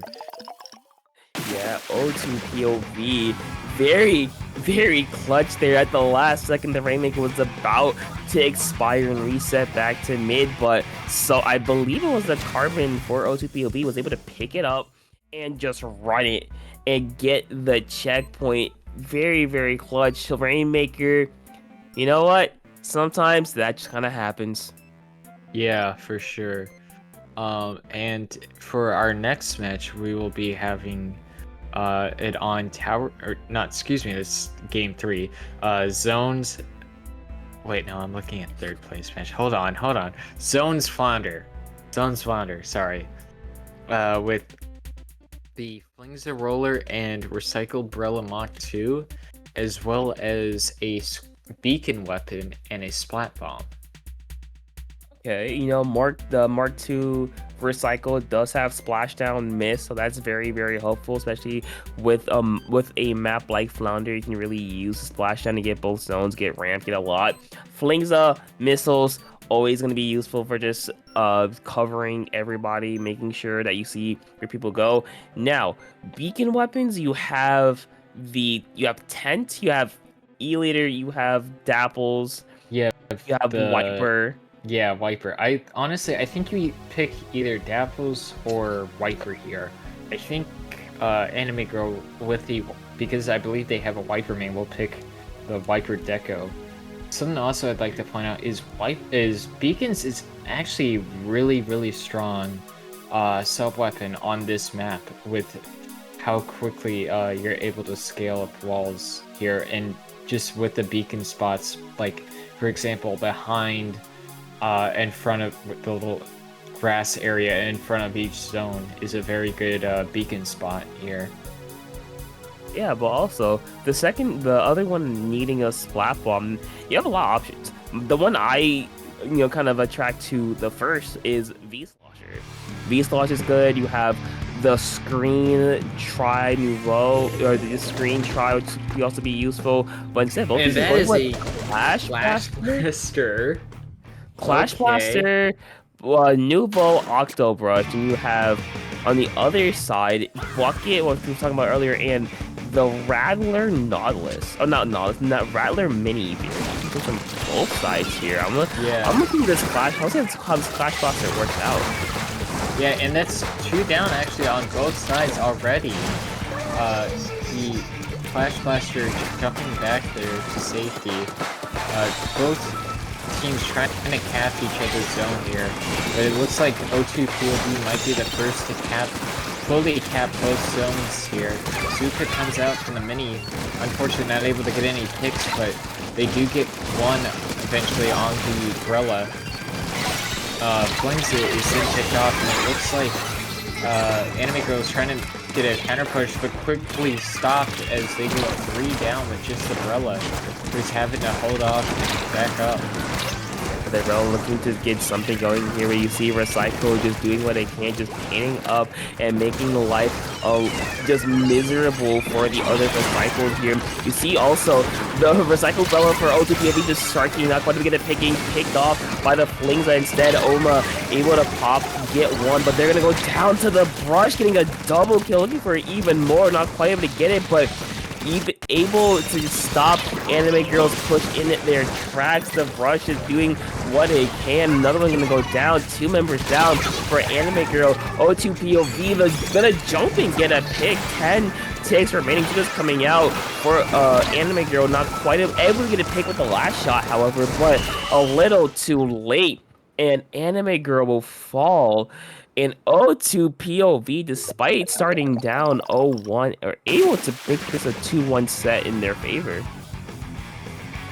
Yeah, very strong display of power here by O2 POV with that quick 100-0 on this map. Even more so with the power move of picking the Clash Blaster for their Splat Bomb weapon.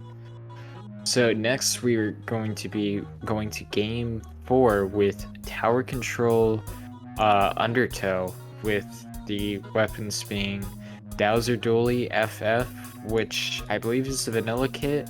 No, that's that's it. Burst Bomb Strikes. Yeah, Burst Bomb Strikes. I know. Wait, is that that's the vanilla kit. Is that vanilla kit? Or?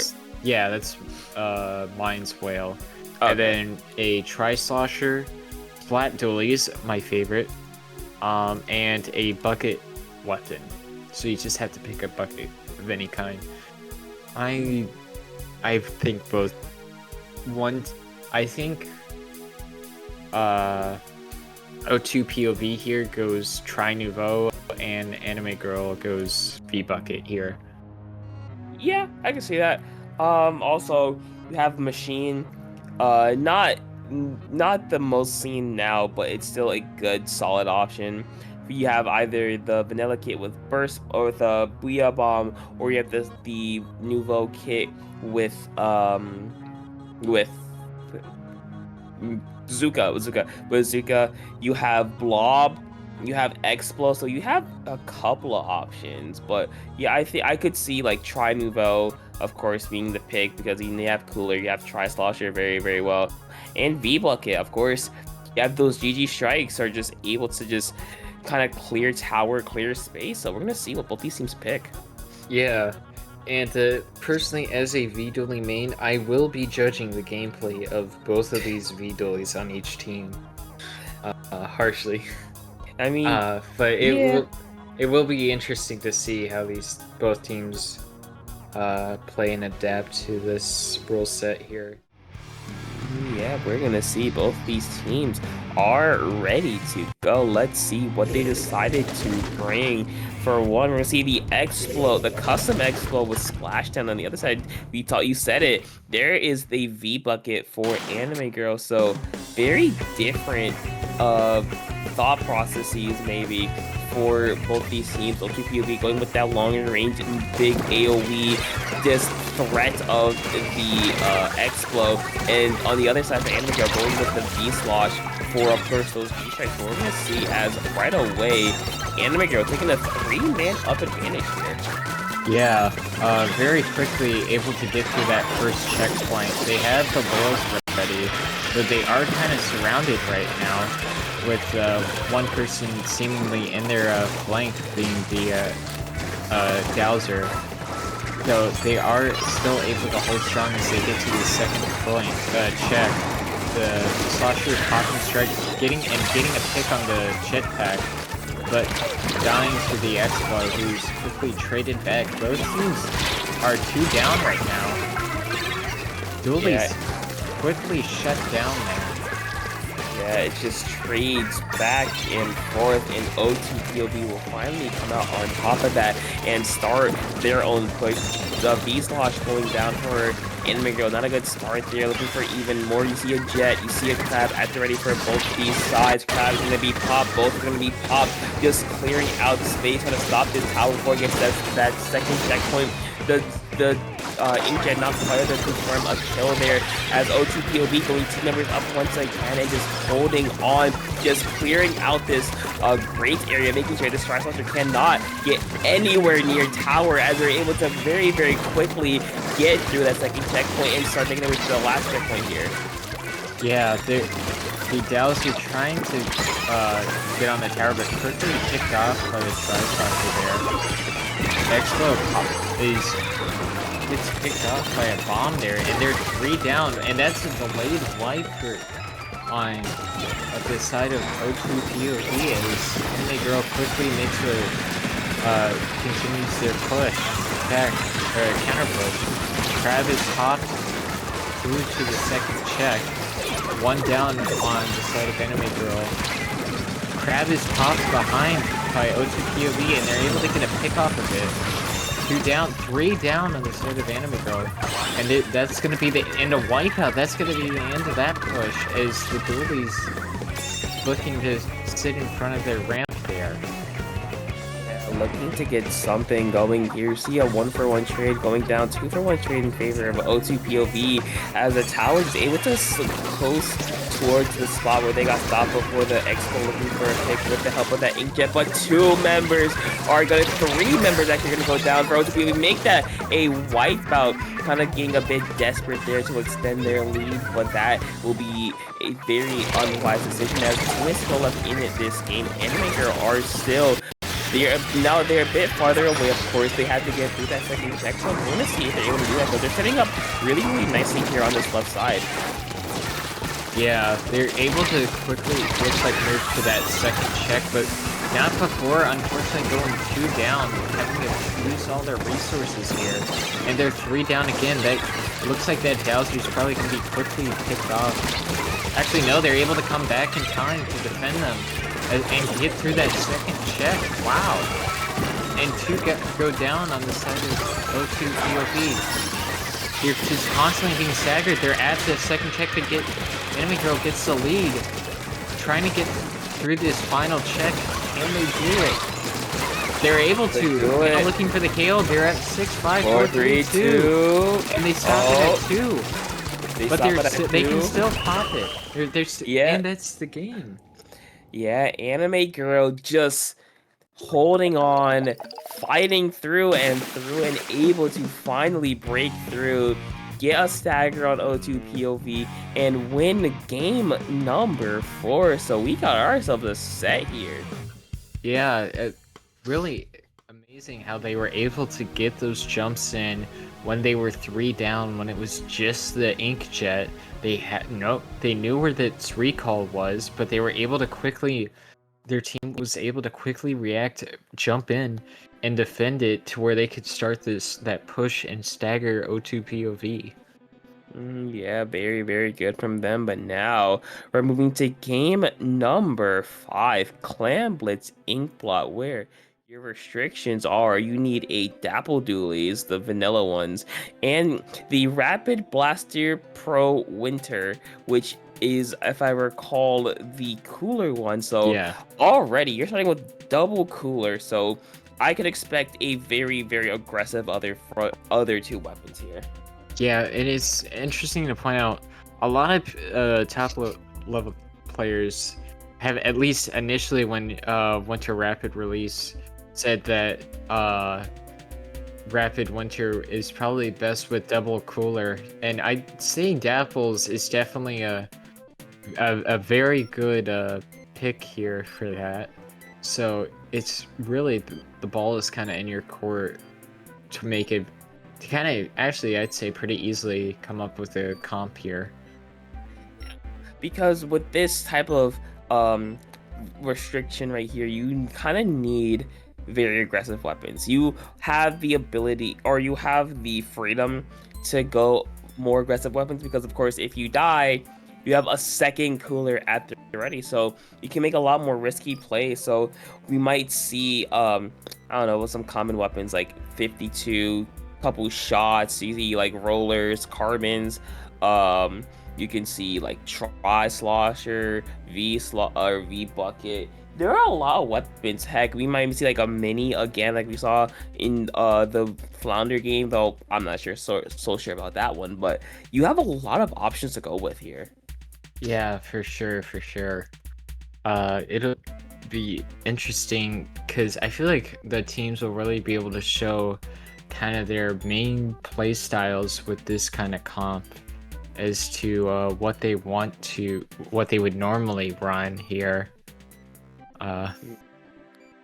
Yeah. Now both these teams just trying to decide, because with Clan Blitz, or with Inkblot in particular, I keep in mind that weapons that can take a lot of space, especially on plat, are very, very good. So 52 buckets, those will be very, very helpful. We're gonna see what they go with. Going with 52 triple cooler, wiper, and bucket. So O2 POV just saying, You know, let's go all in. Yeah, to heck with it. We're gonna give our 52 everything you have to work with, because triple cooler is like, I am going in and you cannot stop me. Yeah, for sure. All I have to push with is myself and a dream. And as we can see, both teams already 2 down with the cooler out on the side of O2 POV here. The bucket trying to force this fight with the Dapple here, but quickly getting chipped and picked off because from the Rapid, as well as that Dapple. I think the kind of the ironic beauty of the triple cooler that you can play very rat-like, because like you're so fast, basically with 100% uptime, that even if you die, nice direct there, it doesn't matter because you're still gonna be there just with another life. As you see, the Rapid dies, guess what? We're already back in the fight. So O2 POV can just keep up this pressure, as you see right here. I think in the entire minute and a half that's been going on, they've been coolered up the entire time. Yeah, I would not surprise me. It's kind of, this feels like Hyperdive but even more on steroids, of just constant pressure, constant pushing, and they're in their bats and they're able to actually get a jump in there to score. 3 down on the side of Anime Girl, and a wipeout. It looks like they could have potentially even KO if they're able to hold it here as well. Down to 33 already, but they go 3 down. Yeah, but how long will they be 3 down? How long will they be 3 down? Because you see, they were 3 down for a second there, where they're already back up. Because once again, they are always coolered And then we're gonna see that they're keep up this pressure. Nice direct there by the Winter Deco, the Winter Pro, kind of get something going. And O2 POV have been living on the plat of Anime Girl this entire time. As you can see, Cooler once again gonna be popped, just saying, hey, you cannot get rid of us. We are in your walls. Deal with it. Yeah, for sure. And the Rapid there kind of showing the power Cooler can have for a main weapon. With it having having no jump RNG, you can really easily direct players if you have good enough aim. And it looks like O2 POV will once again score, but it might just be that one clam. We're gonna see, that will be just that one clam's gonna be scored. So now, if you're Anime Girl, you have to find a way to kind of break through, because you've been kept at arm's length the entire game, because this team is just consistently going in. They do get a wipe up. For how long will that last? Because jumps are still coming in. They are still keeping up this pressure. They are not letting off of that gas pedal. They are going all gas, no brakes, pedal to the metal. We are winning this game, and so far, it's been working out. We are 90 seconds into this game, and Anime Girl has just now gotten back to minutes since the beginning of the game. Yeah, I think if you're Anime Girl, your win con is stopping their O2 POV's momentum here, which they kind of started to do, but then they go O2, or not O2, they go 2 down, and just start to stagger again, and O2 POV is starting to slowly regain that momentum again. But unfortunately, the Dapple going down to the Wiper there. Wiper having Hammer ready, they can easily push in through here with that. Getting one, and then another. They're 2 down, but they go down 2 down themselves, so they're just really not able to really start anything before it quickly gets stopped again.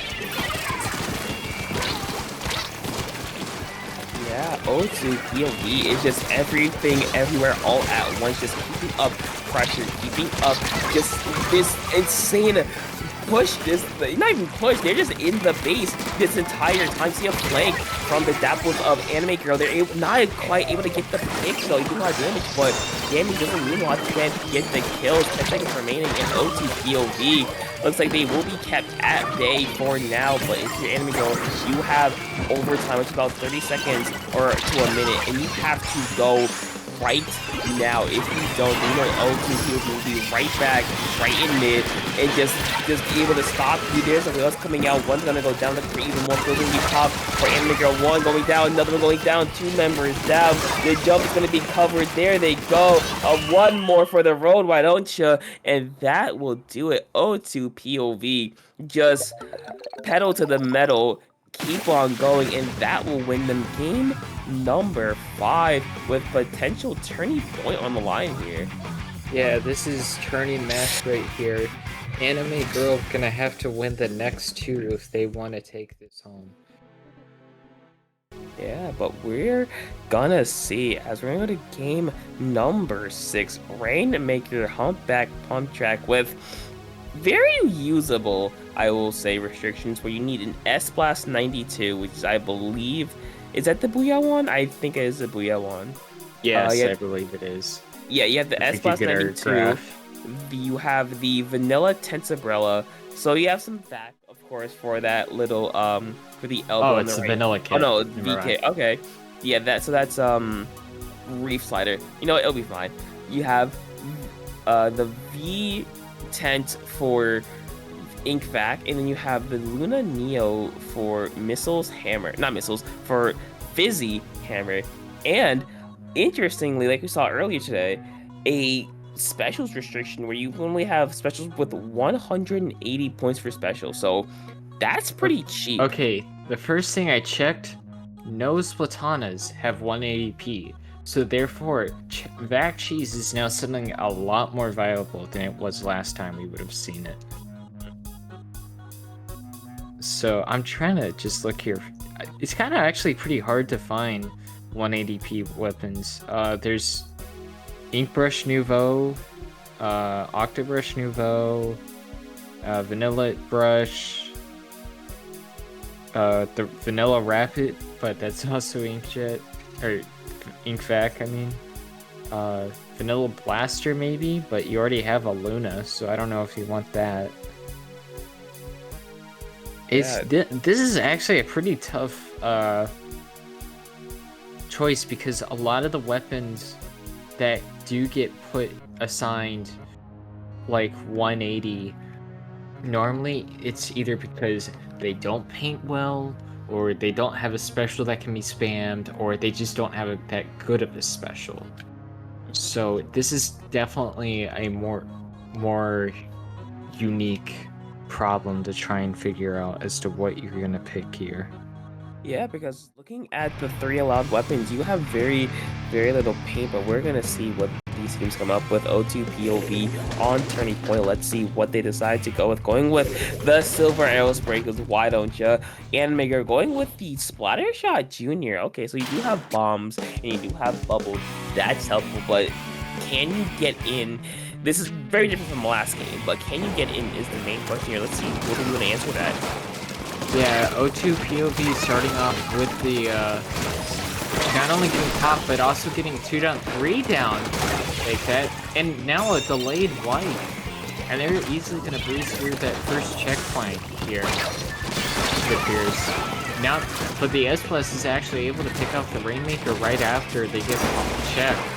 They get the pop here, and 2 down once again, but they're going to have to get through this check here.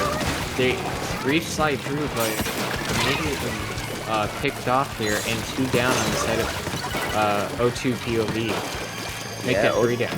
Yeah, O2 POV, very good start there. But again, I feel like it felt like the push kind of stalled out on the elbow, which is kind of expected for this map, where if you go on that right-hand side, it does kind of stall. That was a bit of lag, but yeah, it happens. Yeah, we're gonna see what they can do, but O2 POV actually gonna take it and run, but Oma able to stay alive, able to get it by the skin of their teeth to stop it from getting even worse here. But so far, O2 POV has not let Anime Girl on the board, but I feel like that might change it because there have been a lot of picks for Anime Girl. Yeah, for sure. And we're seeing this junior pick really utilized well with these bubbles. They're really able to guard their choke with that. Although, as I say that, they immediately start to get through choke right as it gets destroyed. And they're able to push all the way to 27 right now and still it going. They have backup though, which is really going to stop them here as they go 2 down. And that's a wipeout. Now Anime Girl has that bubble ready for the check they can use. They're gonna pop it here, but unfortunately the Rainmaker's still gonna get picked before, and then as well the junior, that's 3 down. 3 down on both sides. And that's a wipe for Anime Girl. O2 POV is able to push forward here, trying to get to their check potentially. They're gonna pop the hand to try and force their way through, but get picked off by the S-Class. Looking for something here. O2 POV stops Anime Girl at a very nice score, but you see Anime Girl kind of progress here, but you see a Reslider at the ready for this Arrow Spray. You see the members of Anime Girl where they are, just the Arrow Spray to be left, looking for something here. Reslider is still at the ready. You see Anime Girl searching and searching and searching. Ken finds them, pops the Reslider, able to get one to stall out for just a second there for the time to respawn. Pops the Fizzy, able to get the Rainmaker before it gets to that checkpoint. 3 members down for Anime Girl, so kind of that push was basically solo stopped by that Arrow Spray. Very, very good job there. Now we're about 90 seconds away from O2 POV winning this game. He's got to hold on here and not let Anime Girl gain momentum on their side. Yeah, as long as they can keep them from getting to that check, they should be fine. The vac does come out here. The Reslider comes out, but the vac's dead. They have the tent to push forward here. You're getting to 15, 10, 8. Looking for the KO here, but gets stopped at 1. Yeah, they And get 3 stopped. down. Yeah, stop at 1 is going to be O2 POV, but if you're Anime Girl, you have a minute to get from not only your side, but you have to also get the checkpoints.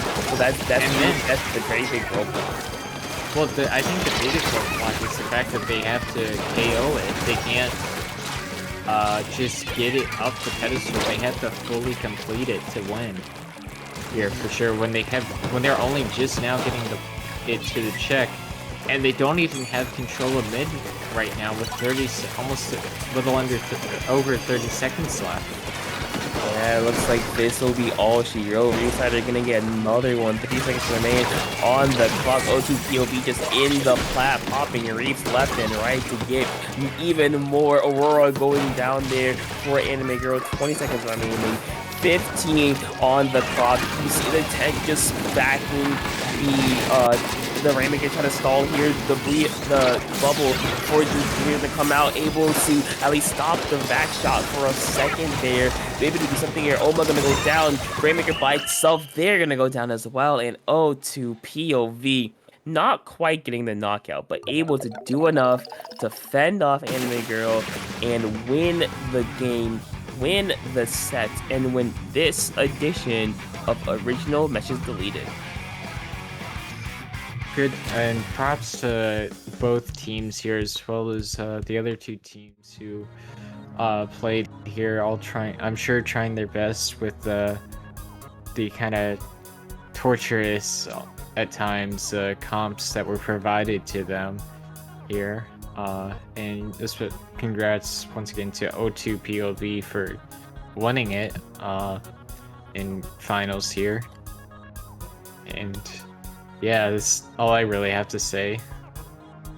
Yeah, and with that, that'll be it for this this edition of Original Meshes Deleted. But before we log off, we have a couple of housekeeping things to do. So Chris, where can people find you? I stream on Twitch occasionally on just with under Chris_Croc3.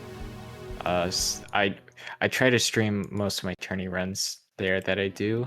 And that's about it. Where can we find you, Topic? Yeah, you can find me mainly over on Blue Sky at Topical2. Find me over on Discord at Topic_2, where I usually try to keep up with where I'm commentating next and whatever I feel like. But with that, that'll be it from us.